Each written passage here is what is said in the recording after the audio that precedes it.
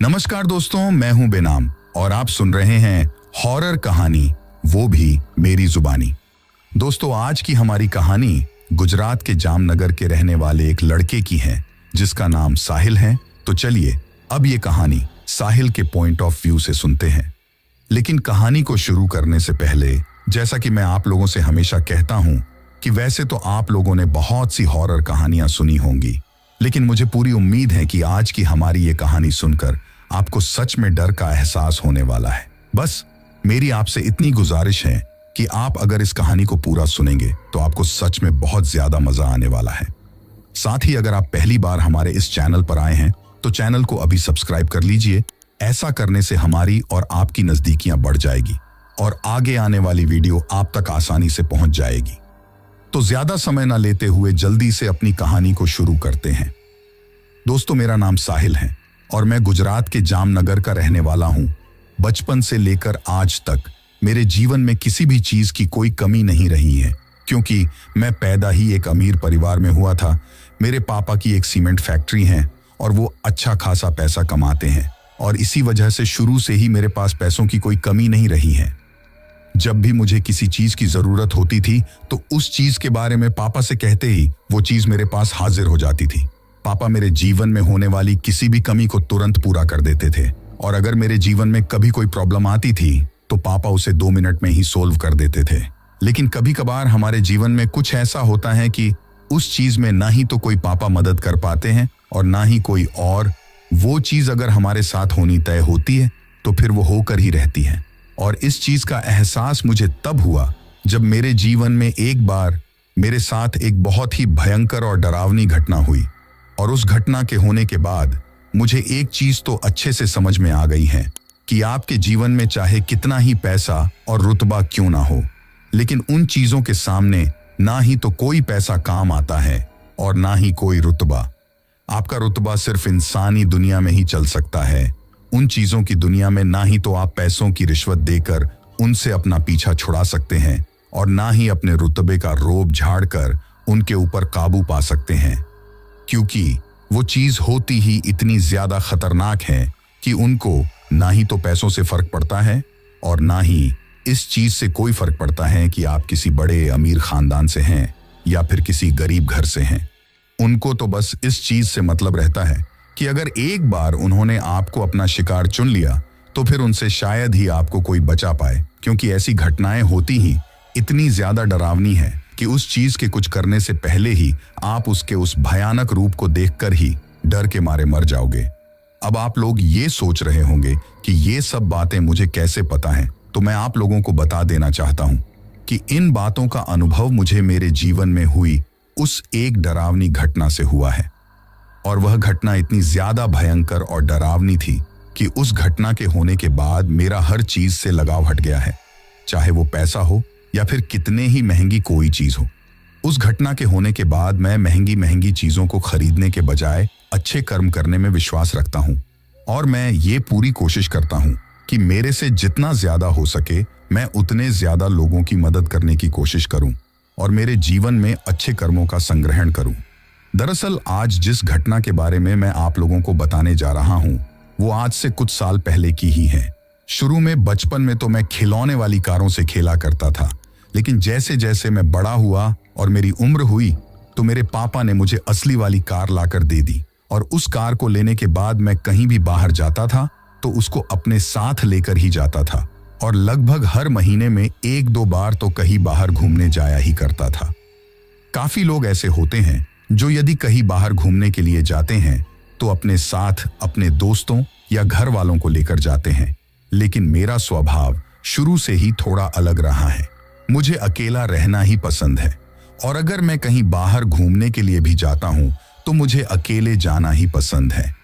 मैं अकेले में शांत तरीके से रहकर दुनिया प्राकृतिक चीजों को देखना चाहता हूं, उनको महसूस करना चाहता हूं और मेरी शुरू से आप इसे हॉबी ही समझे तो थोड़ा ठीक रहेगा। लेकिन मुझे इस चीज का जरा भी अंदाजा नहीं था कि मेरी अकेले रहने की यही हॉबी मुझे एक दिन एक इतनी बड़ी मुसीबत में डाल देगी कि उस मुसीबत में पड़ने के बाद मुझे इस दुनिया के अंधेरे में चलने वाली एक दूसरी दुनिया भी नजर आ जाएगी और वो दुनिया दिखने में इतनी ज्यादा भयंकर और डरावनी होगी ये मैंने कभी मेरे सपने में भी नहीं सोचा था।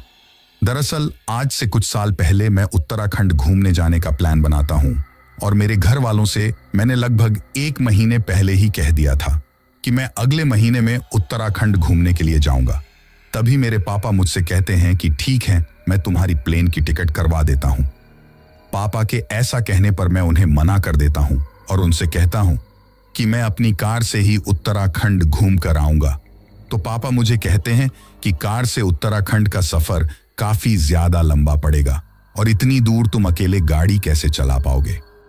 तो मैं उनसे कहता हूं कि मुझे अकेले ही जाना पसंद है और अपनी कार के साथ ही जाना पसंद है। मेरे पापा की शुरू से ही यही आदत रही है कि वो मेरे पर किसी भी चीज के लिए ज्यादा दबाव नहीं बनाते, और जब मैंने उनसे कहा कि मैं कार से ही उत्तराखंड घूमने के लिए जाऊंगा तो वो मुझे इसके लिए भी परमिशन दे देते हैं। और उनकी परमिशन मिलते ही मैं इस चीज की प्लानिंग करना स्टार्ट कर देता हूं कि मुझे उत्तराखंड में कौन कौन सी जगह पर घूमना है, और इसके साथ ही मैं अपनी पैकिंग भी शुरू कर देता हूं। अब समय गुजरने के साथ आखिर वो दिन भी आ ही जाता है जिस दिन मैं अपने घर से अपनी कार को लेकर उत्तराखंड घूमने के लिए निकलता हूं। जब मैं अपने घर से निकला था उस वक्त तो मेरे साथ सब कुछ ठीक था और गुजरात से उत्तराखंड की सीमा तक का सफर तय करने तक भी मेरे साथ सब कुछ ठीक ठाक ही चल रहा था।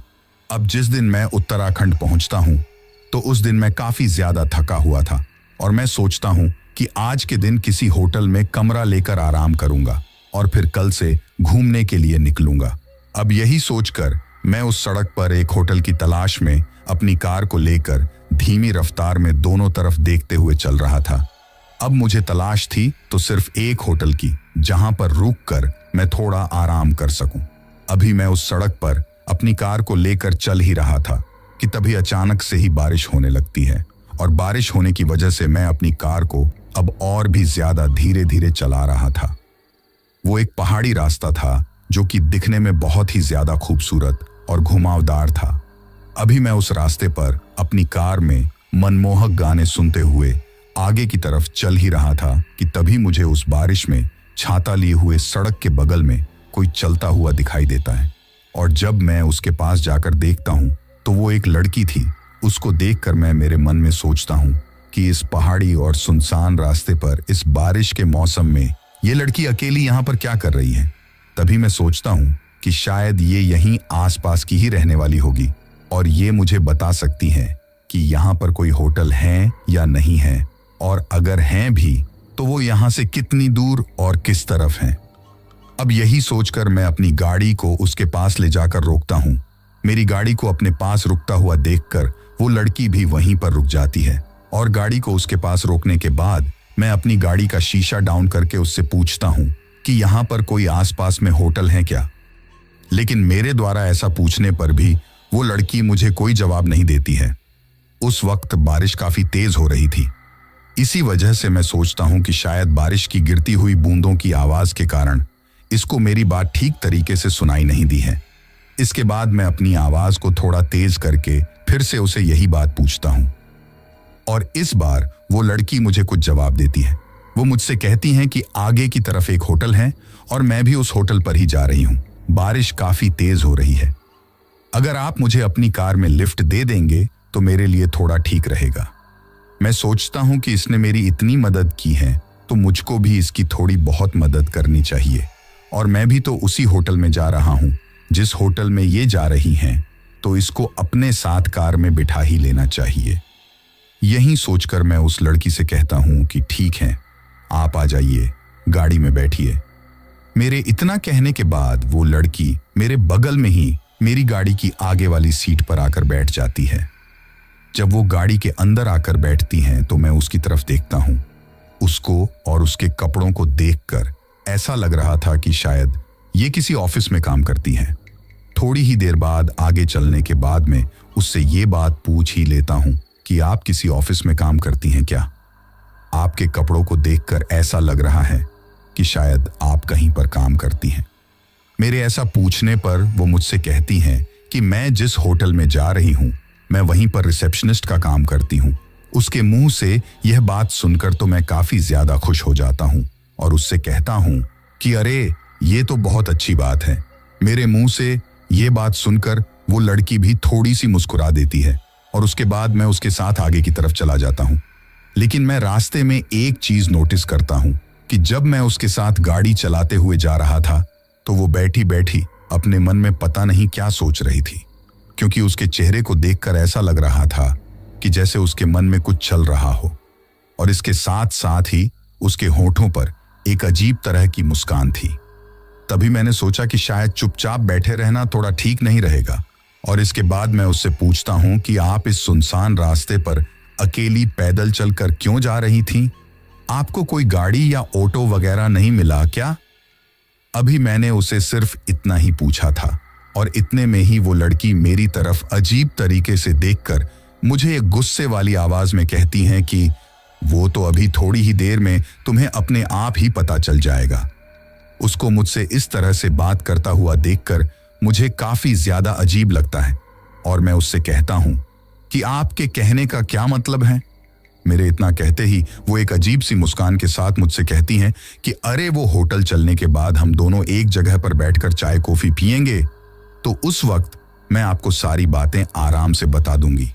आपने मेरी इतनी मदद की है तो आपको मेरी तरफ से एक चाय या कॉफी तो पिला ही सकती हूँ। मुझे इतना कहकर वो लड़की मेरी तरफ देखकर फिर से उसी तरह से मुस्कुराने लगती है, और इस बार मुझे उसकी वो मुस्कुराहट इतनी ज्यादा मनमोहक लगती है कि मैं लगातार उसकी तरफ देखे ही जाता हूं, और मैं ये भूल जाता हूं कि मैं गाड़ी चला रहा हूं। मुझे उस लड़की की तरफ देखने की बजाय गाड़ी चलाते हुए सामने की तरफ देखना चाहिए था, लेकिन उस लड़की की तरफ लगातार देखते ही रहने के कारण मेरी गाड़ी आगे जाकर अचानक से नीचे की तरफ जाने लगती है, और जब मुझे वह झटका लगता है तो मैं फटाक से सामने की तरफ देखता हूं, और जब मैं सामने की तरफ देखता हूं तो मुझे नजर आता है कि मेरी गाड़ी उस पहाड़ी इलाके की सड़क के किनारे की तरफ चली गई है, और अब उसका बैलेंस बिगड़ चुका था, और वो गाड़ी अनियंत्रित होकर सड़क के किनारे खाई के पास में जाकर एक पेड़ से टकरा जाती है,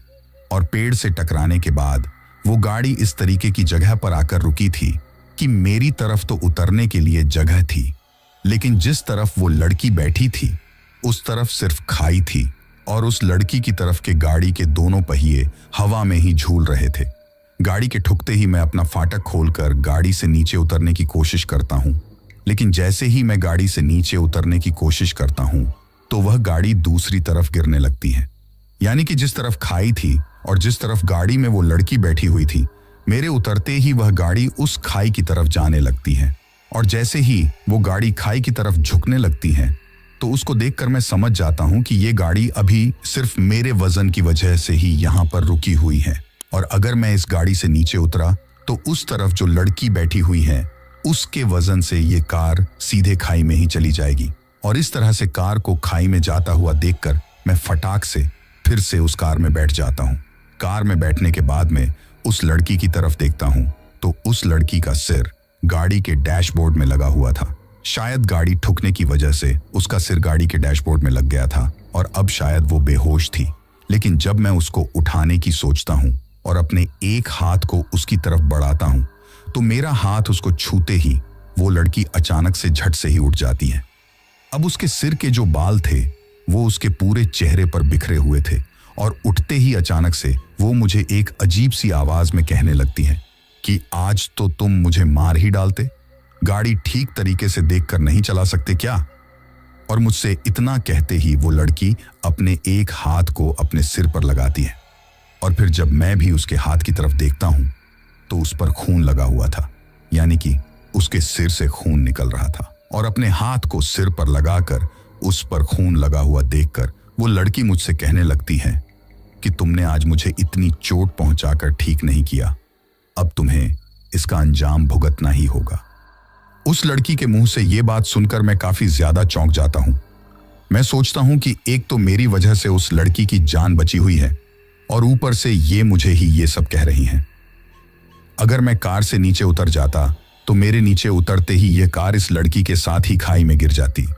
लेकिन ये लड़की मेरा शुक्रिया करने के बजाय मुझे ही धमकी दे रही है। अभी तक भी उसके चेहरे पर वो बाल बिखरे हुए ही थे, और वो मेरी तरफ बिना देखे ही मुझसे बात कर रही थी। तभी मैं उससे कहता हूं कि देखिए, मानता हूं कि मेरी गलती है, मुझे ध्यान से कार चलनी चाहिए थी,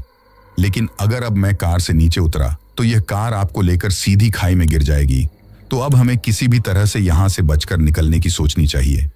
जब मैंने उस लड़की को यह बात कही तो वो मुझसे कहती हैं कि आज तक तो मेरे चंगुल से बचकर कोई निकला नहीं है और आगे का भी मुझे पूरा यकीन है कि आगे भी कोई भी मेरे चंगुल से बचकर नहीं निकल पाएगा। और मुझे ये बात कहकर वो लड़की जोर जोर से हंसने लगती है।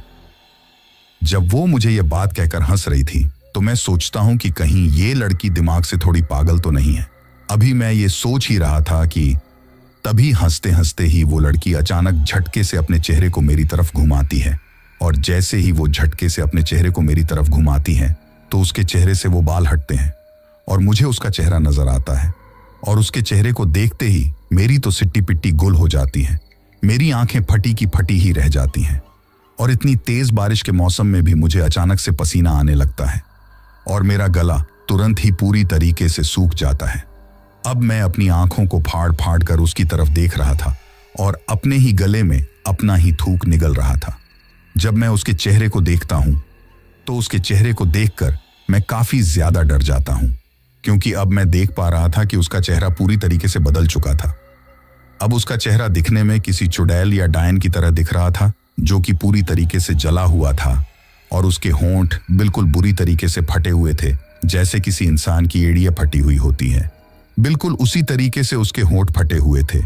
और उन फटे हुए होंठों में से लाल लाल खून झलक रहा था। इसके साथ ही जब मेरी नजर उसके कानों की तरफ जाती है तो मुझे दिखाई देता है कि उसने अपने कानों में किसी इंसान की कटी हुई उंगलियां पहन रखी हैं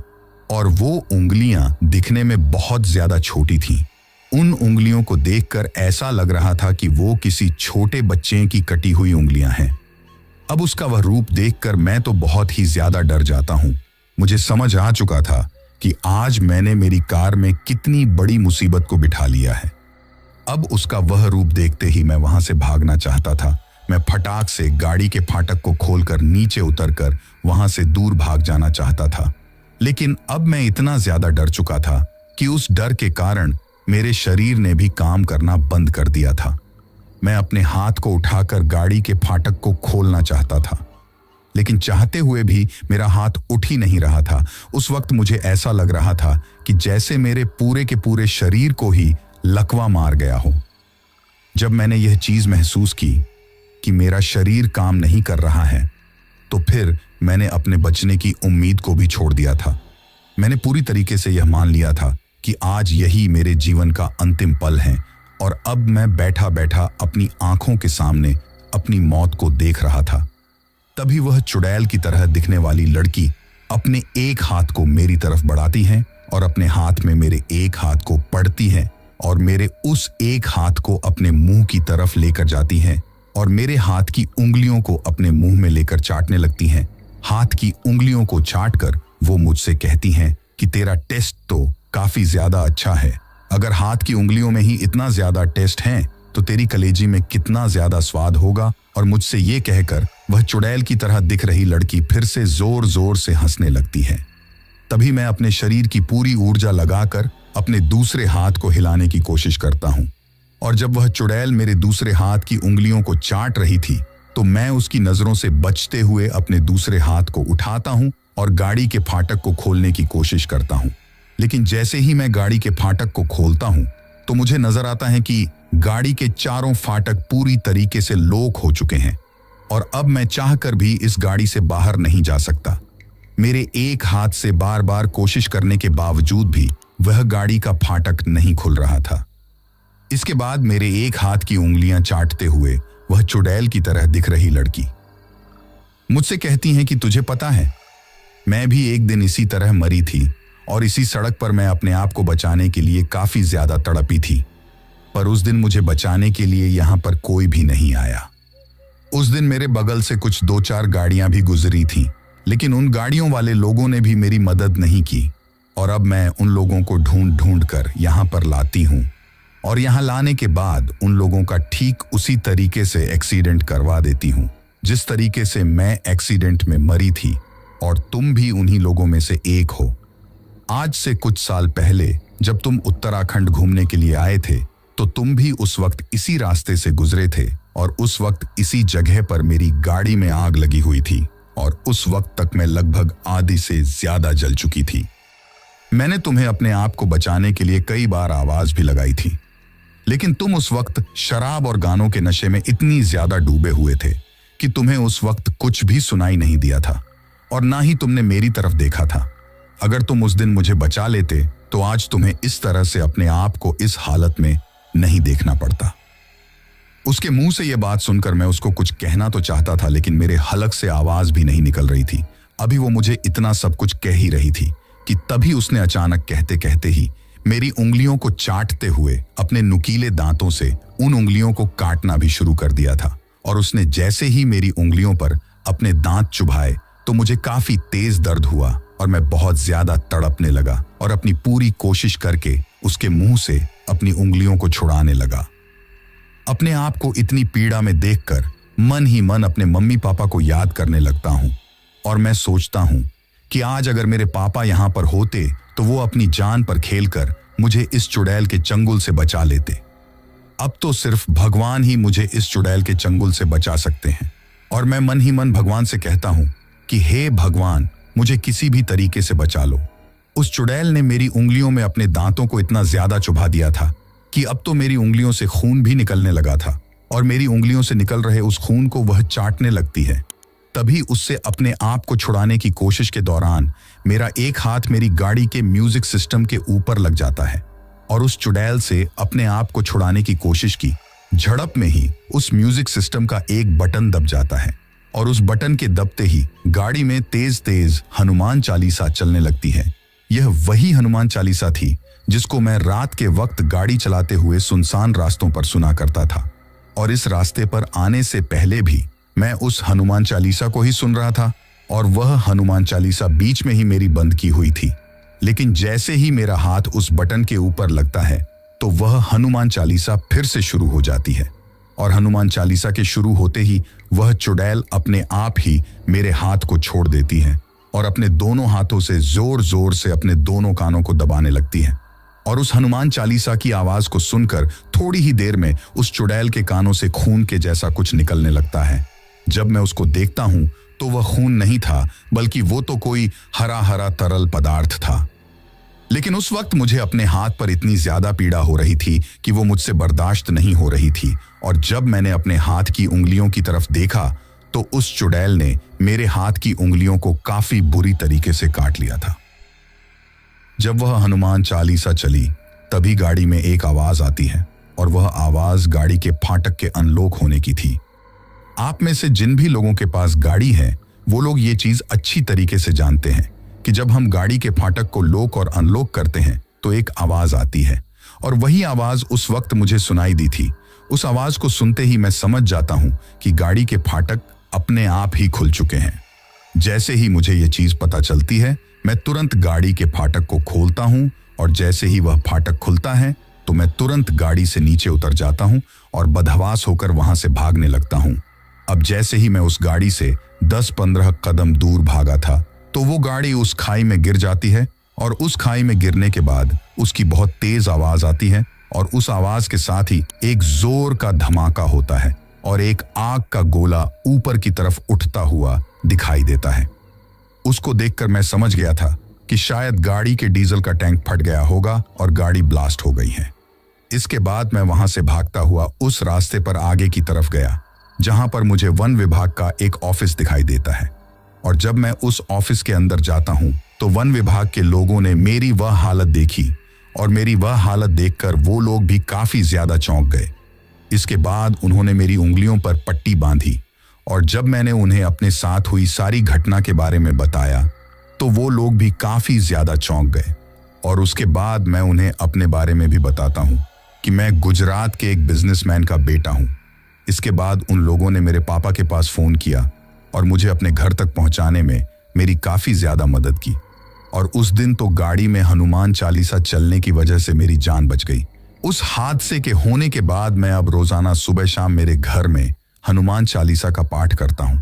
तो दोस्तों, ये थी हमारी आज की कहानी। कहानी आपको कैसी लगी कमेंट बॉक्स में कमेंट करके जरूर बताना। दोस्तों, इसके बाद हमारा वही सिलसिला शुरू करते हैं जिसके बारे में मैंने कल आपको कहा था और जिन जिन लोगों ने भी कल वाली स्टोरी सुनने के बाद कमेंट करके अपना नाम और जगह बताई थी, अब मैं उन लोगों के नाम लेता हूं। तो सबसे पहले विक्रम कुमार हैं सूरत से, इसके बाद सत्यवती बोरो हैं असम से, इसके बाद गौरव चौहान हैं दिल्ली से, इसके बाद करण लोहानी हैं कतर से, इसके बाद स्मितल हैं ऑस्ट्रेलिया से, इसके बाद राज देवागन हैं छत्तीसगढ़ से, इसके बाद जोया खातून हैं बिहार से, इसके बाद मंसूरा हैं इंग्लैंड से, इसके बाद राणा अजमल हैं यूके से, इसके बाद अनुपम गर्ग हैं ऑस्ट्रेलिया से, इसके बाद वजीर हैं रोहतक हरियाणा से, इसके बाद लिपुन हैं उड़ीसा से, इसके बाद मोहन गावंडे हैं महाराष्ट्र से, इसके बाद अवाइस खान हैं बलूचिस्तान पाकिस्तान से, इसके बाद वैभवी हैं पुणे से, इसके बाद टोनू हैं उड़ीसा से, इसके बाद महातेन हैं नागालैंड से, इसके बाद मोना हैं दिल्ली से, इसके बाद धर्मेंद्र यादव हैं सुल्तानपुर उत्तर प्रदेश से, इसके बाद मनोज कुमार हैं राजस्थान से, इसके बाद अप्सरा गर्ग हैं नेपाल से, इसके बाद निक्कू सोनू हैं लुधियाना पंजाब से, इसके बाद धर्मपाल सिंह हैं पंजाब से, इसके बाद धर्मवीर हैं झारखंड से, इसके बाद पार्थ हैं असम से, इसके बाद सपना शर्मा हैं फरीदाबाद से, इसके बाद राम प्रसाद ठाकुर हैं नेपाल से, इसके बाद ज्योति यादव हैं कोलकाता से, इसके बाद सुमेध हैं पुणे से, इसके बाद वीरेंद्र हैं हिमाचल से, इसके बाद स्वापनील हैं नागपुर से, इसके बाद बलराम सिंह हैं सिलीगुड़ी से, इसके बाद शुभम पोल हैं त्रिपुरा से,